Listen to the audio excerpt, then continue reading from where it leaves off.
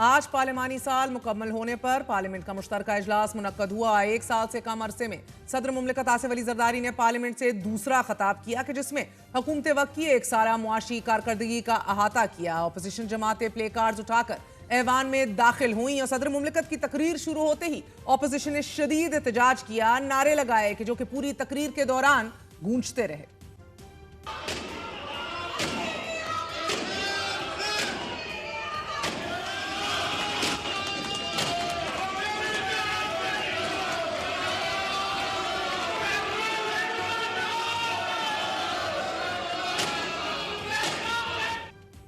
ऐवान बाला में अपोजिशन के एहतजाज पर मरियम नवाज शरीफ और chairman people's party Bilawal Bhutto Zardari ने कुछ यूं तबसरा किया। मैं तो ऑनेस्टली ये फील करती हूँ कि ये बदतमीजी की बदतहजीबी की बुनियाद इन्होंने रखी है और इसका निशाना अब ये खुद बन रहे हैं। ये एक डाइंग चीज़ है जो ख़त्म हो रही है और जल्दी ख़त्म हो जाएगी और फिर इसने अपनी जो लाइफ साइकिल है वो पूरी कर ली। ये इसको थ्रेट इमरान खान का खात्मा समझे? नहीं, मैंने ये बिल्कुल नहीं कहा। ये क्या बात, मैंने तो बदतहजीबी और क्योंकि लोगों में शऊर आ गया, लोग इस बदतहजीबी और बदतमीजी ने लोगों को कुछ नहीं दिया। जब वो ये देख रहे हैं कि इकोनॉमी इम्प्रूव कर रही है, हालात इम्प्रूव कर रहे हैं, तो उनको समझ आ गई है कि बदतमीजी, बदतहजीबी और खिदमत में क्या फर्क है। सदर जरदारी ने अपना तारीखी खिताब किया है। अफसोस के साथ ये कहना पड़ रहा है कि जो हमारा अपोजिशन के दोस्त हैं पार्लियामान में, वो बिल्कुल ही गैर संजीदा है और इनके अंदाज से ये लगता है कि ना अवाम के मसाइल से कोई दिलचस्पी है और वो सिर्फ अपना सियासत चुकाना चाह रहा है। अपने खिताब में सदर मुमलिकत का कहना था कि इस ऐवान से बतौर सिविलियन सदर 8वीं बार खिताब करना मेरा वाहिद एजाज है। सदर मुमलिकत आसिफ अली जरदारी ने अपने खिताब में मुआशी सूरत हाल, दहशतगर्दी, पार्लियामेंट की तौकीर और जमहूरियत की असल रूह बहाल करने पर बात की। ताहम सदर मुमलिकत ने अपनी ही हुकूमत में इस हकीकत का यादा भी किया कि आज आम आदमी, मजदूर और तनख्वाहदार तबके को शदीद मुआशी मुश्किलात का सामना है। मैं इस पार्लियामेंट और हुकूमत पर जोर देता हूं कि वो अगले बजट में अवाम को हकीकी रिलीफ फराहम करें। दौरान इजलास सदर मुमलिकत ने हुकूमत वक्त को यह बावर करवाया कि मेरी जाती जिम्मेदारी है कि मैं ऐवान और हुकूमत को खबरदार करूं कि आपकी कुछ यकतरफा पॉलिसियां वफाक पर शदीद दबाव का बायस बन रही हैं। खास तौर पर वफाकी इकाइयों की शदीद मुखालफत के बावजूद हुकूमत का दरियाए सिंध के निज़ाम से मजीद नहरें निकालने का एक तरफा फैसला है।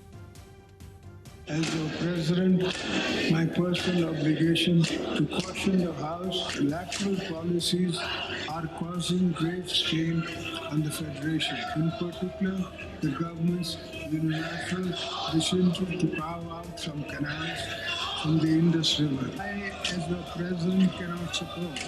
I urge this government to abandon this correct first proposal and work together with the stakeholders to come up with a viable, sustainable solution based on unanimous consensus among the federation units. गुज़िश्ता कई माह से हुकूमत और इत्तेहादी जमात peoples party के दरमियान वाहिद तनाव वो पानी का मसला है कि जो मजीद गंभीर हो चुका है। दरियाए सिंध के पानी की तकसीम के निगरान वफाकी इदारे इंडस रिव्यू सिस्टम अथॉरिटी इरसा की जानिब से दरियाए सिंध में 35% तक पानी की कमी के इंतबा पर सिंध हुकूमत सूबे में गंदम, गन्ने और बागात को शदीद नुकसान का खदशा जाहिर कर चुकी है। हुकूमत का यह मौकफ है कि सिंध को इस वक्त भी 39% पानी की कमी का सामना है और इससे कबल पीपल्स पार्टी ने वफाकी हुकूमत के इदारों से पानी के चार्जेस की मद में 20 अरब रुपए के वाजिबात मांगे थे जो कि अब तक अदा नहीं हुए। पानी के हसास मसले पर वफाक और सिंध हुकूमत की बेशतर बैठकें भी हो चुकी हैं और एक जानिब सदर मुमलिकत आसिफ अली जरदारी ने हुकूमत वक्त की मुआशी कारकर्दगी पर मोहर सब्त की।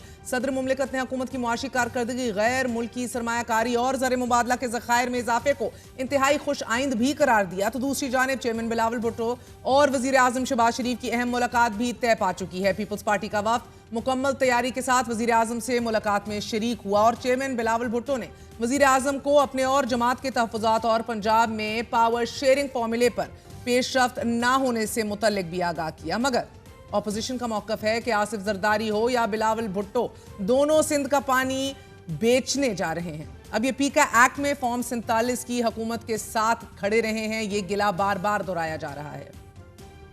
हमारा जो अपोजिशन अलायंस है उस पर हमारी जितनी सियासी पार्टियां हैं वो एक पेज पे तकरीबन आ रही हैं, और मौलाना साहब फजल रहमान साहब और पाकिस्तान तहरीक इंसाफ के दरमियान मैं बार कहता रहा हूँ, खुद भी एक्नॉलेज करते हैं, बहुत बड़ी खलीज थी और इस वक्त हम लोग करीब आ रहे हैं, तो ये अच्छी बात है। जरदारी और बिलावल क्या करना चाह रहे हैं? सिंध का पानी जो है ये बेचेंगे, ये तो हमें नजर आ रहा है। सिंध की आवाम के साथ ये धोखा करने जा रहे हैं, ये अपने केसेस और ये चीज़ें जो है ये इसी तरह आगे भी ख़त्म करेंगे और गुड बुक्स में आने के लिए ये सिंध का पानी बेचने जा रहे हैं, और दरिया सिंध का पानी जो सिंध को जाता है वो डाइवर्ट होने जा रहा है और ये उसमें मुलव्वस हैं, ये उस पर आवाज़ नहीं उठा रहे हैं। मीडिया से प्रेस कॉन्फ्रेंस करते हुए चेयरमैन पीटीआई बैरिस्टर गौहर का यह कहना था कि आज हमने बेनज़ीर की तस्वीर के पीछे जरदारी की लेगेसी देखी। आज की तकरीर में आसिफ अली जरदारी साबित नहीं कर सके कि जमहूरियत है। जरदारी साहब ऑपोजिशन के चेंबर से गुजर कर नहीं गए और आसिफ अली जरदारी आज भी मुतनाज़े सदर हैं। एक जानिब ऑपोजिशन हुकूमत के खिलाफ ग्रैंड अलायंस बनाने में सरगर्म है। आज रात गए तहरीक इंसाफ से JUI फे की मुलाकात तय पा गई है और दूसरी जानिब एक बार फिर तहरीक इंसाफ के कारकुनान की गिरफ्तारियों और पकड़ धकड़ का सिलसिला शुरू हो चुका है। 3 दिन कबल ऑन अब्बास बप्पी को गिरफ्तार किया गया कि जिन्हें 48 घंटे कबल जमानत पर रिहा कर दिया गया। फिर चेयरमैन सेनेट यूसुफ रजा गिलानी की जानिब से प्रोडक्शन ऑर्डर जारी किए जाने के बाद ऑन अब्बास बप्पी ऐवान बाला में पेश भी हुए। ताहम आज सुन्नी इत्तेहाद काउंसिल के सरबराह साहिबजादा हामिद रजा ने यह दावा किया है कि पार्लियामेंट के मुश्तरका इजलास से कबल उनके घर पर छापा मारा गया। मेरे घर पर छापा पड़ने की वजह से मैं पार्लिमानी कमेटी में ताखीर से पहुंचा था। हम इस तमाम तर सियासी तनाव में तहरीक इंसाफ का यह दावा है कि कैदी नंबर 804 अगले 3 माह में रिहा हो जाएंगे। खान साहब की रिहाई बगैर किसी डील की होनी है, ये बात ज़हन में रखें। मैं I still stand to my words जो आज से 1 माह पहले मैंने कहे थे कि मैं 3 से 4 माह में खान साहब को बाहर आता देख रहा हूँ। मेरी अभी भी पॉलिटिकल असेसमेंट यही है। खान साहब इंशाल्लाह विद इन नेक्स्ट 3 मंथ्स, अब 4 में से एक आप निकाल दें, 3 माह बाकी रह गए। I still believe he will be out soon. जब केसेस की कानूनी हैसियत ही कोई नहीं है, जब केसेस के अंदर ही कुछ नहीं है, तो फिर जाहिर है अदालत से ही आएंगे, अदालत के जरिए ही बाहर आएंगे, बाकी कोई रिलीफ नहीं आना चाहिए। फिलहाल पीपल्स पार्टी हर सूरत बतौर इत्तेहादी हुकूमत वक्त का साथ देने के लिए तैयार दिखाई दे रही है। हुकूमत के खिलाफ बनने वाला इत्तेहाद ताहाल किसी मजबूत ग्राउंड पर भी दिखाई नहीं दे रहा। मुफाहमत की सियासत और सियासी बका की जंग में अवाम के साथ कौन खड़ा है, that remains to be seen. लेकिन इस सब के एन बीच जो मुश्किलात हैं वो पै दर पे बढ़ती चली जा रही हैं। PTI के लिए सोशल मीडिया पर मंफी प्रोपेगेंडे में मुलव्विस तहरीक इंसाफ के मजीद 25 अफराद को दोबारा तलब कर लिया गया है।